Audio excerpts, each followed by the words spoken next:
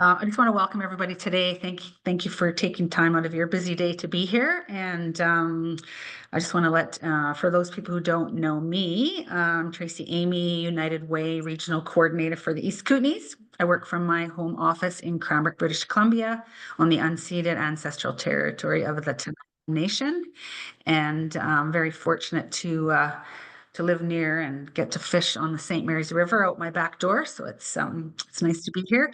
It's a little chilly, but everybody's inside keeping warm, I hope. So I just want to introduce today to you people Ian Chian, the manager of volunteer engagement for United Way British Columbia, who is going to hopefully give you some more information about volunteer and volunteer engagement. And then I think you'll have some time for questions at the end as well too. But Ian, you can go ahead and take it away. For sure. Thanks, Tracy. It's good to see everyone. I know we have a smaller group today, and what we'll do is we'll record today's session. So for those that weren't able to attend today, Tracy, you can share out the recording. I'm just going to quickly do some screen sharing here, and let me know if everyone can see the screen there. Awesome. As Tracy mentioned, my name is Ian. I'm the manager for the volunteer engagement team here at United Way, and I'm happy to kind of share a little bit more about what our team does and how we support the province in terms of volunteering and whatnot. But before I dive in, I just want to acknowledge that I'm joining you today from the ancestral and unceded and stolen lands of the Coast Salish people, including the Musqueam, Squamish, and Tsleil-Waututh nations here in Vancouver. And part of my journey in my work is trying to think how volunteerism can be done in a way that is a little less colonial. Happy to have those discussions with anyone who is willing to have them as we kind of rethink what volunteerism looks like. But today, just a little bit about myself. As I mentioned, I'm the manager for the volunteer engagement team at United Way BC, and we do all sorts of work in terms of helping across the province in assisting not-for-profits with their volunteer programs, engagements, and how to provide resources to do that better. Why listen to me? That sort of thing. So this slide is just a little bit about my background. I've been working with volunteers for over 18 years, ranging from large-scale events. I was involved in the 2010 Winter Games, where we, as part of a team for one site location where we had to screen, interview, and place and manage about 1,700 volunteers over an event that lasted nine to 10 days. Worked with low-income families, newcomers, healthcare, as well as done contract work for the government and whatnot in terms of designing volunteer programs. One thing that I'm really proud of is in 2018, I was nominated by peers and awarded the AVRBC Impact Award for Exemplary Leadership and Volunteerism. So that's something that I'm quite proud of. But if none of that rings a bell, is up your alley. This is a picture of me enjoying an ice cream at Shanghai Disneyland. And whenever I'm not at work, it's, how can I incorporate more of Mickey Mouse into any vacations that I go on? So just a personal interest on that side of things. But to share a little bit more, as I mentioned, United Way BC is here to support volunteerism across the province. And what we're hoping for is that as organizations working on the front lines and community, all if not most organizations utilize volunteers in one shape or another. So our hope is that we can provide some resourcing to help with the work that you're doing. Whether that be skill building, but essentially our purpose is to strengthen individual and organizational capacity by building strong, inclusive, resilient communities through volunteerism. So we have all sorts of different pillars in the work that our team manages, ranging from community volunteers to our work with workplaces and unions, as well as working directly with not-for-profits around how we can further resource not-for-profits. What I've noticed in my career working on the front lines is most of the time volunteer coordinators or those that work with volunteers don't have others, in the organization that may be doing that similar type of work. So are there ways of bridging the gap and providing resources and connecting your work with others who might be doing similar things, so you don't have to reinvent the wheel, depending on where you're at in your volunteer challenges or successes? How do we connect those that are doing things really well with those that are having similar challenges and not having to reinvent the wheel? So kind of being that network for organizations to connect into. We provide supports for not-for-profits around the areas of volunteer management. So we are offering free of charge monthly volunteer management workshops from subject matter experts, ranging from things like how to recruit better volunteers, how to keep volunteers longer. Coming up, we have a workshop on how organizations can help their programs support healthy boundaries when it comes to working with volunteers. Maybe it's a one-to-one setting where, how do you kind of keep the volunteer from kind of crossing those boundary lines, especially when there might not be as much supervision involved and whatnot. So bringing together speakers so that regardless of where you are in the province, you can learn from those who are subject matter experts. We have a pilot called the Volunteer Engagement Roundtable that we've just started launching this year, and that is a once a month drop-in session on the last Friday of every month, where those that work with volunteers can join in on a Zoom call, and it's kind of office hours where you can kind of discuss your challenges, receive tips and tricks, as well as talk about some common things. So just an opportunity to connect with others across the province who might do similar work.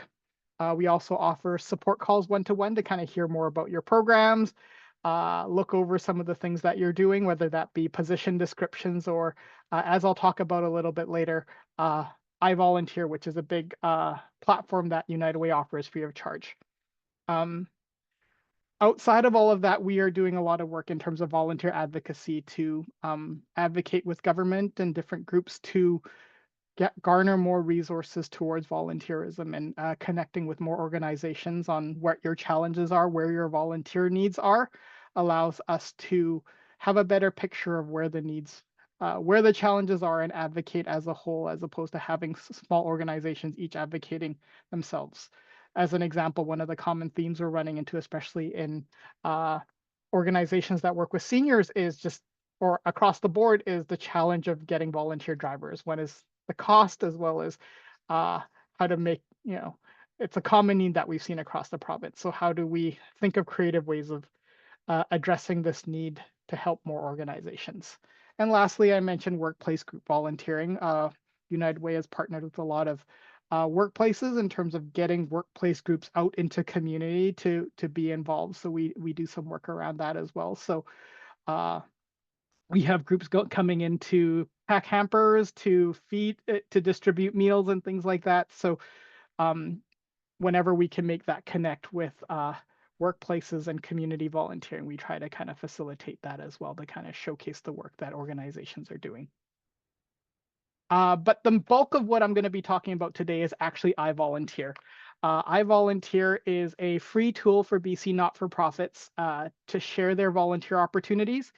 And it is the way that organizations can get plugged in directly to the work that we're doing. So a lot of what was mentioned on this previous slide, if you're connected to us through I Volunteer, you get all the information about our monthly workshops, our volunteer engagement roundtable, and you can reach out to us for support calls. So I Volunteer is essentially your way to connect in with the volunteer engagement team. So just as a little bit of a very high level overview, knowing that this is a PowerPoint slide and not a website demo, if you visit ivolunteer.ca, you'll kind of see a page that kind of looks like this. And iVolunteer is designed for two different side of things. You have organizations as well as volunteers, where volunteers can come look for opportunities and organizations can post opportunities.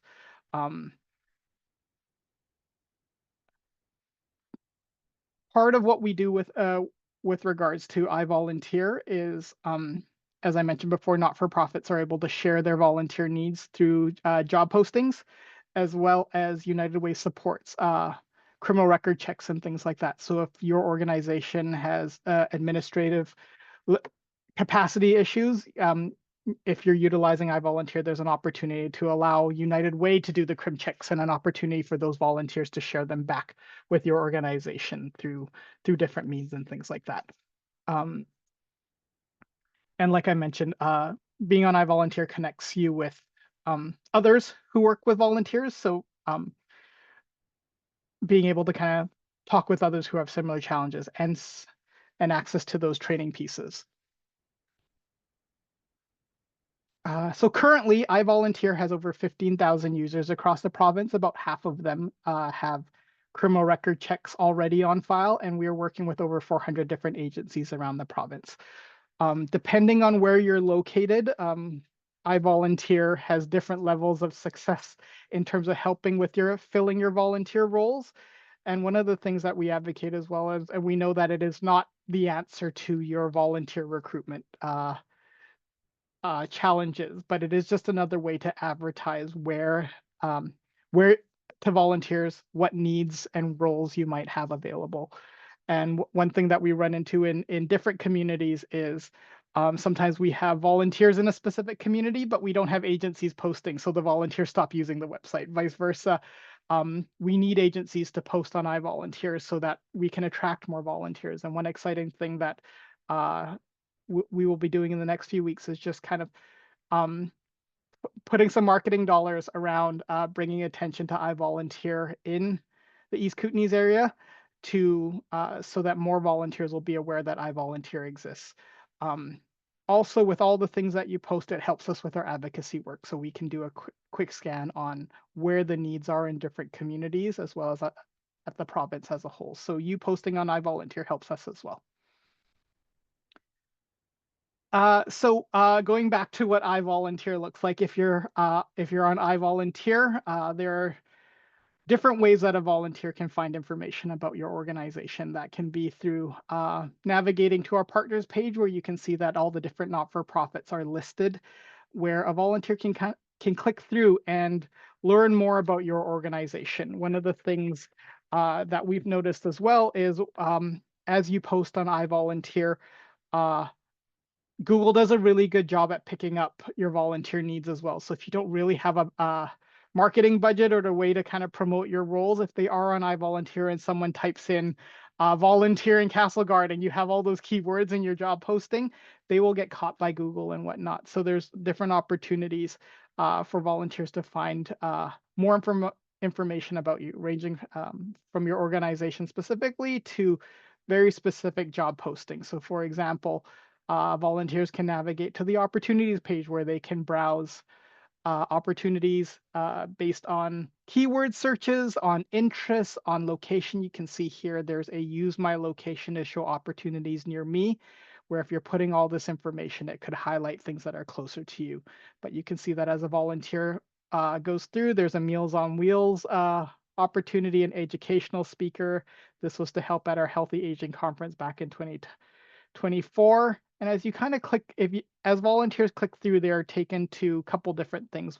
This is a sample of what your organization's landing page, and you have full control over what this looks like. You can insert graphics, you can select different causes that your organization supports, as well as put contact information. So if volunteers want to reach out to you directly, there's information there, as well as the volunteer opportunities that your organization have posted will also be linked on your particular iVolunteer page. So you can see here, just as an example of a volunteer job posting, and you have full control over what that looks like, ranging from putting together a description of what the volunteer role is, to bullet points of what the role entails. And how iVolunteer is set up is, when a volunteer navigates to this page and they have an interest in this specific role, they hit the orange respond button, and what happens is it lets your program coordinator that know that this particular volunteer is interested, and you get an email in your inbox saying Tracy has responded to this opportunity, and you'll get their contact information, email address, or a phone number, or both, depending on what they've included in their profile. iVolunteer also has different volunteer management features built in if you don't have that, if you don't have those tools at your disposal, from scheduling. So you can see here's a perfect example of uh, one opportunity that use scheduling for volunteers to pick specific shifts. So you can see here that in November there were three 5-hour shifts for the 7:30 to 12:30 shift, and they've all been filled up. So volunteers can then sign up for waitlists or indicate exactly when they're free. And one of the cool things about this particular feature of iVolunteer is, because there's a specific time tied to it, a week before that volunteer shift, that volunteer gets an email from iVolunteer saying, hey, don't forget, next week you have this volunteer shift. Click here for more information. And then 24 hours before their shift, the day before, they'll get another email saying, hey, remember you have volunteering tomorrow. So it helps a little bit with that administrative load on volunteering, so you don't have to constantly remind folks to and email them for their volunteer shifts. So going back to those emails, I mentioned when someone hits that orange respond button, you get an example. This is just an example email of what you would end up getting in your inbox once you've signed up to use iVolunteer. So in this case, I blacked out the personal information here, but you can see that Lily Jo Cooper had signed up to help with the drive-through breakfast in October, and all of her contact information was included here for that staff person at your organization or yourself to follow up and just confirm or send along more information to the volunteer who signed up for that opportunity. iVolunteer has lots of different ways of kind of managing all your volunteer opportunities. So you have you have a page dedicated to all the different things that you're doing, and this is at a very high level. But if you are joining iVolunteer, we will support documents as well as booking one-on-one tours and training with the United Way staff to kind of walk you through the technical side of iVolunteer. So we want to make sure you're supported that way. So if all of this feels a little overwhelming, do know that we've helped lots of different organizations at different skill sets. So it could be a weekly 15-minute call where we cover one little thing, or it could be, you sit down with the manual, figure it out yourself, and then you ask questions and we book a call for an hour type of thing. So all sorts of different ways that we can support you in your volunteer journey if you're using iVolunteer.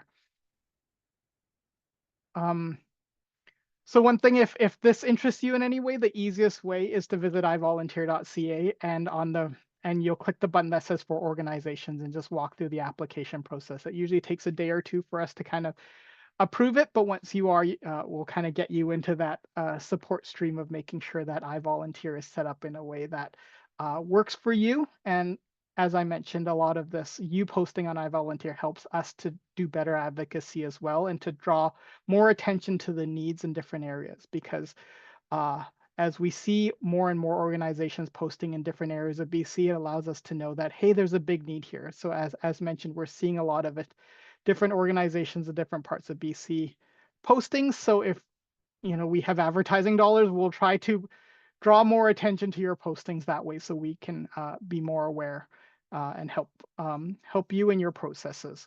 We do weekly newsletters to volunteers in the areas as well. So if we're seeing a lot of action, we can launch a newsletter for the East Kootenays area and say, these are what's new this week, and as the volunteer base grows. So lots of different ways that we hope to help organizations bring more awareness to their volunteer needs. So as I mentioned, apply online. We go through these approval steps. You get some things sent to you to learn on your own, but then we'll also follow up for some one-to-one support to get on iVolunteer as well. So going back to these upcoming learnings, unrelated to iVolunteer, but if coming up, all of our learning opportunities we do share out to iVolunteer partners as they come available. So even if you choose not to use iVolunteer, we encourage organizations to just register for an account. If you don't post anything, that's perfectly fine, although it is helpful. But if you are logged on every time we are offering new training, we will email all of our partner accounts what's coming up. So just in the coming month, on February 28th, we have that volunteer engagement roundtable that I mentioned. On March 4th, we have a rethinking retention workshop with Jennifer Bennett. And on March 10th, we have a boundaries workshop with Lindsay Baker. Our goal is to support not-for-profits. So most of the resources provided will either be free of charge or as accessible as they can be, depending on what those are. But all these workshops that you're seeing in front of you are free of charge, and they are done online.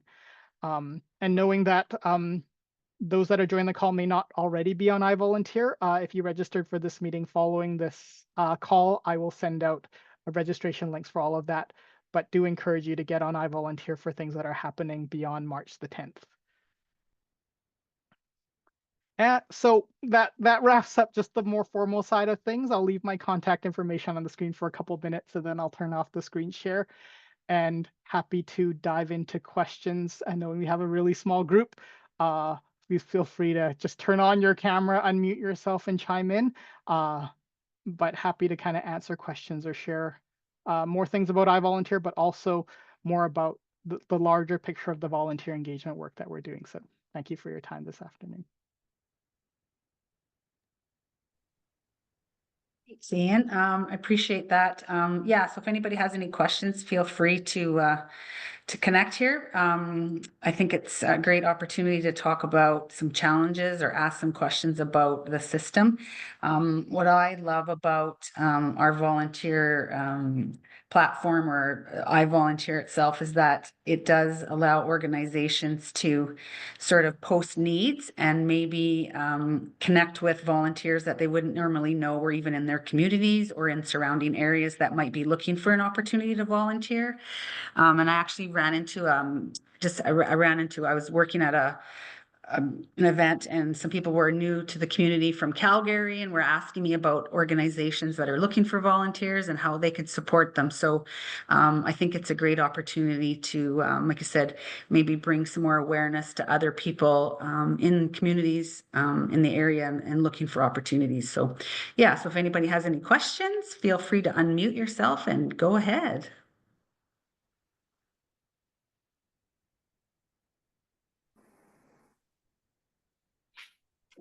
I can ask a question. How have you found, like, a lot of our volunteers are seniors. How have you found their feedback or their uptake with the online platform? Truth be told, you have different levels of comfort, and what we end up, especially speaking to our partners who work with seniors directly, is meeting them where they're at and not kind of forcing them into iVolunteer. I would definitely see iVolunteer as a different way of reaching a different demographic to grow your volunteer program. What we're noticing in volunteerism trends is the bulk of the biggest group, the highest number of volunteers are actually young people, but they volunteer the least amount of hours, where seniors are the smallest group but volunteer the most amount of hours. And we're seeing trends in the challenges of supporting senior volunteers as they get older but not being able to fill the gap. And there's a lot of discussions on, does volunteerism need to change a little bit to meet different gaps? And there have been interesting discussions on how do you recruit for the same role where you have those with more life experience and meet the same need with students or different things like that, and have two different funnels to help that same need. So what I would recommend is less about forcing your volunteers into iVolunteer, but using it as a way to draw more attention to the work you're doing for those that are maybe working professionals that maybe can't give as much time. And how do you adapt your programs to say, this person can only help 2 hours a month. Is it worth our effort to bring them on board? And is there enough information for them? Because what I've heard a lot of is, oh, this role requires once a week for 3 hours, and the person who wants the help they make the decision to say, oh, I can't commit to that, so I'll just move on. So think of it as a different way of bringing awareness to the work that you do. And similarly, as I mentioned earlier, is when you're posting online, it allows us to know where your needs are.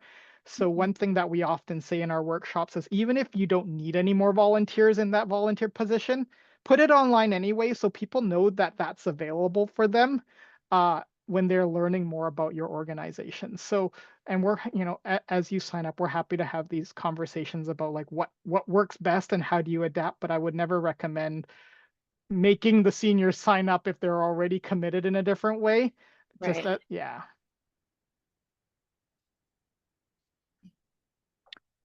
Thank you. Mhm.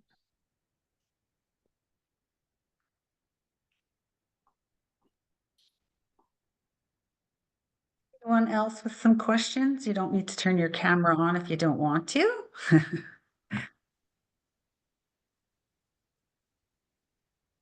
Hi, I had a question as well, more about the technical side of how it works. The page that you were talking about that's dedicated to all opportunities that people can then Mhm. go on and have a look and sign up for. I was just wondering if you could explain a bit more about that, because usually in a given day we have maybe like 5 or 6 different types of shifts, and I was just Mhm. wondering, like, does that work as you like we would display them for each different day, or is that just like a general thing and then that takes them to something else that they can then sign up for the specific day? Or like how much capacity is there, because we might have a lot of information that For sure.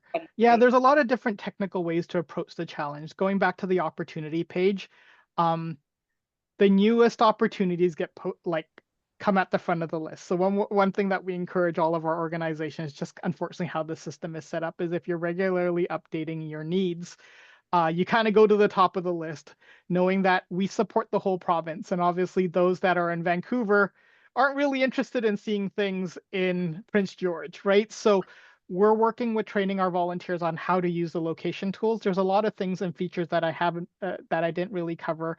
And there's something called fans where, think of it kind of like a Facebook page where if you join the group, you get all the notifications. So when you set up your organization profile, there's an opportunity for volunteers to fan your partner page. So anytime you post something, they get notification of hey, this organization just posted this new opportunity. If you want to learn more, click here.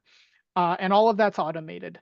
Similarly, if you're saying we have 5 different shifts, there's lots of different ways to kind of post the signups to, and we're happy to kind of work through that on a practical level with you once you get signed up, where maybe it's you have this one. Do you mind if I ask what type of work your organization does? Is it with Yeah, it's a food recovery depot. For sure. So for example, let's say you have a food sorting shift and it happens every day of the week. And then, so what you could do is you could create an opportunity about food sorting and then build your schedule within that one opportunity because it's the same tasks just on 5 different days. And maybe you have another role where it's like you're here to unload the truck. So then you build you have a truck unloading opportunity and then you build your schedule into that. So there's distinctions and reminders about the job itself as opposed to saying I'm going to put in one opportunity for every day. Like there's lots of different ways that it's built in, and we're happy to kind of point you in the right direction, because one of the more challenging things with like online tools is you don't know how to use it until you've actually used it. So if you tell us what your goal is, we can kind of work backwards till you've played with it enough to go, oh yeah, I can do this on my own now, right? So yeah. Yeah. Thank you. Of course.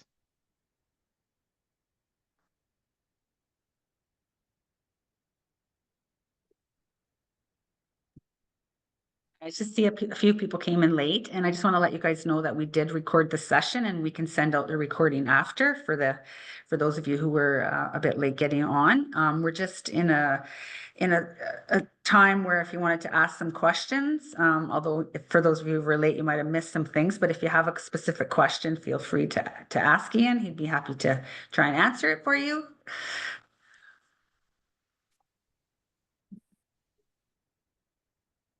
That's great. I'd love to get recording.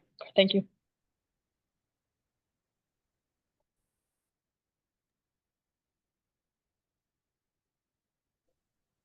Ian, do you want to maybe just talk again, just for a few people that relate? I apologize to the rest of you guys are already here about just signing up, maybe bringing up the part about just signing up for iVolunteer so that they can find out about those other sessions that are available, even if they don't, want to get deep into iVolunteer platform or that kind of stuff, those sessions that are available. Yeah, let me just pull up that screen again, and I'm happy to do a quick share here.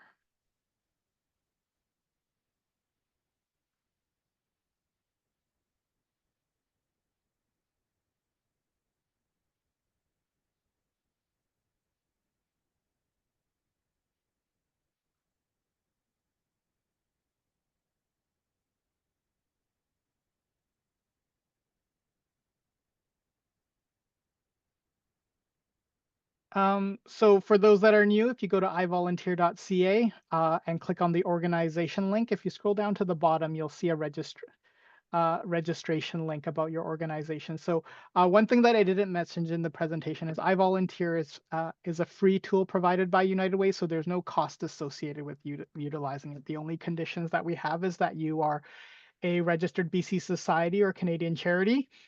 So we don't so we vet the organization and not the opportunities that you post. So so you won't see Facebook groups and things like that on, but you'll see other not-for-profits. So once you're approved as an organization through our application process, you'll be able to post, and those postings go live immediately. And like I mentioned, we are in terms of these application steps, this last bubble is the one-to-one walkthrough and support that we're happy to connect on, especially if you're saying like, does my post make sense, or did I post it the right way, or is this clear? And sometimes what we notice as outsiders coming in to support your volunteer journey is we know volunteer management really well, but we don't know the work that your organization does. So sometimes we see gaps in a volunteer posting that would be super helpful for a volunteer to know, that we say, oh, you missed some information here on like what time the shift is, or how many shifts do they need to commit to.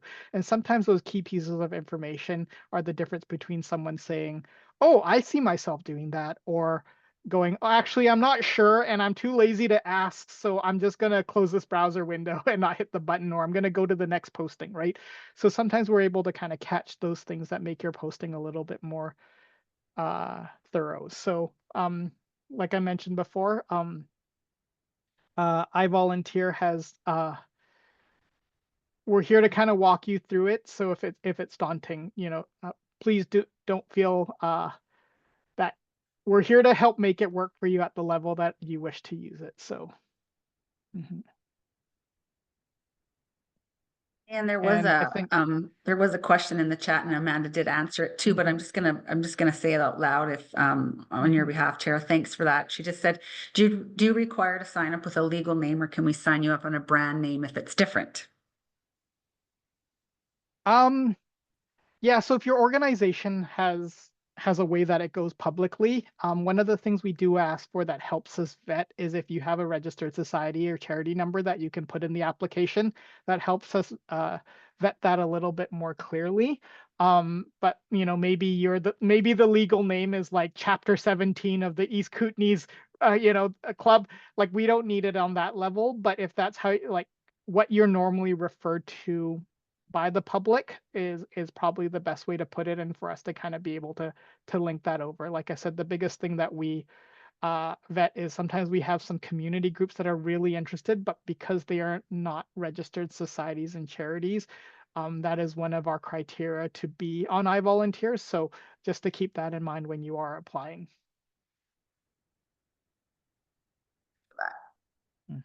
Anybody else with any other questions or comments?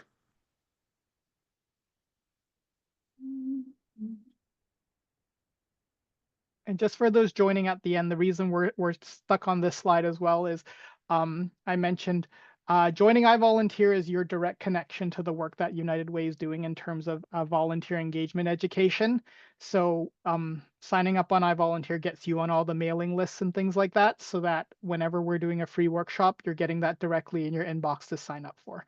So even if you look at iVolunteer and say our volunteer needs are completely met, we have all the people we need, as I mentioned at the end of the presentation, just signing up gets you connected with us so that you have access to these workshops and trainings, especially since we do them online. We try to make them as accessible for everyone in the province.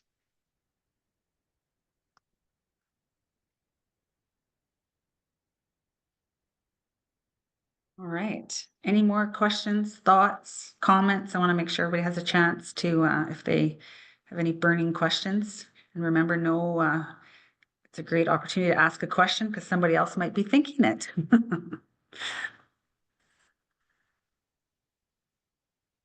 So this is Anne here. I have a quick question, if that's okay. Sure. We're a brand new organization in the East Kootenays, so we don't actually have any volunteers yet. We are just starting out. But I find that those resources that you talked about for volunteer management, etc., would be super valuable for our organization to attend and gather information even before we have volunteers. So could I, as the organization, still sign up, even though I have nothing to post yet, but take advantage of those resources? That's exactly. And the luxury that you have is you can build it well from the beginning, as opposed to inheriting different challenges and things like that. And what I'd encourage as well is jump into the volunteer engagement roundtable. It's a great place where a lot of organizations come and just ask their questions. Essentially, it's office hours with Ian. Come with your questions or learn from other people's questions. And I've had, and how that ended up coming about is I was having one-to-one connect calls with a lot of organizations, and I realized a lot of the questions had a lot of similar themes. So jumping on a big call, and sometimes organizations, especially if they're brand new, I had one organization a month ago say, like, we're brand new, we don't have a ton of volunteers, but we want to develop a really fulsome policy manual.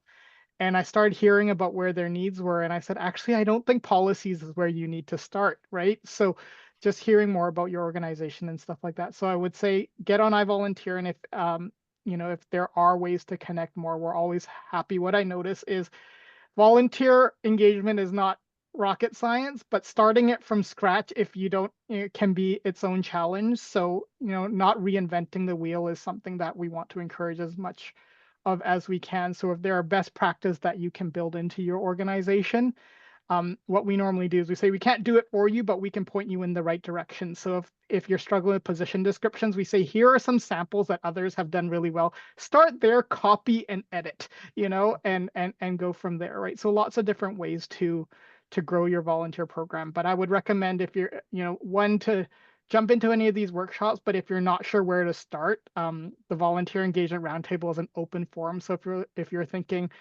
where do we start with criminal record checks? Like, bring that question in other organizations. Okay, this is working really well for us. Or, like I said, usually I'm there to kind of give my 2 cents, and I open it up to others who may have experienced it as well. So that's great. Thanks very much. Very useful. Maybe I missed this. I know you said there's opportunity to do the criminal background checks and like other forms through there, but like when a volunteer first signs up through your organization, is there space on iVolunteer for them to go through like training documents or kind of onboarding stuff there, or is that more on a personal?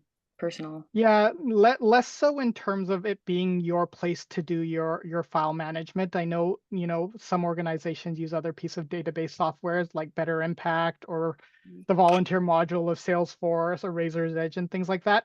Think of iVolunteer as like, if you were doing everything on Excel, then maybe it can be helpful, but it isn't a place where you can necessarily maintain your volunteer file. So you can do your scheduling and your communication. It's built in. You can keep in mind that everyone else is using it in that same way. So you can't put in your specific notes on a specific volunteer. So you would need to manage something in tandem. And like I said, if you wanted, we could sit on a one-to-one call and walk through what you're already doing and say, like, this is what iVolunteer can do, or we don't recommend, just use it this way, right? So it does have its limitations for sure. Okay, perfect. Thanks for those questions. Any other questions? Got a few more minutes yet, or we can give you some time back.